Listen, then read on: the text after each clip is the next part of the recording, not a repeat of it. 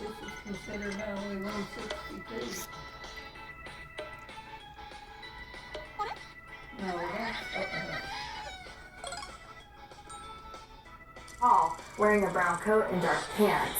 The car is described by police as a black Ford sedan with an Oklahoma license plate. So if you recognize the man, you're asked to contact Van Buren Police immediately. Today marks 100 years since what has been called the racial cleansing of Ketcher, a rural town between Fort Smith and Van Buren. Now local filmmakers are announcing plans for a documentary about the violent events that drove 300 black citizens from their homes. On December 28th, 1923, a white woman was found murdered in her Ketcher home. Rumors that she had been raped and murdered by 3 black men prompted a group of white citizens to form a mob to punish the men accused of the crimes. Some of that mob also turned on the other black citizens in Ketcher, using scare tactics and warning them to leave town.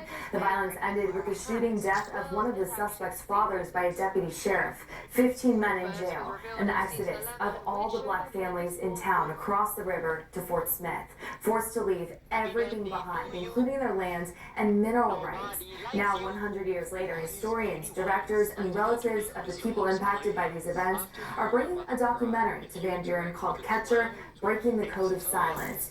Talisha Richardson joining the efforts to bring the documentary to life as her husband's family was among those impacted by the events. Generational wealth.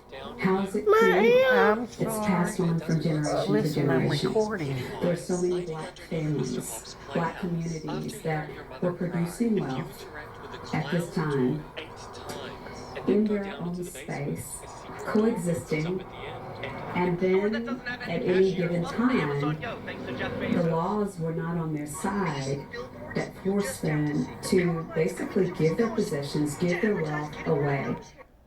Richardson says this documentary is a first step in what she hopes will be an even bigger movement, looking deeper, acknowledging what happened in history, and learning from it. Ketcher, Breaking the Code of Silence premieres February 10th at the King Opera House in Van Buren. New laws and fights over FOIA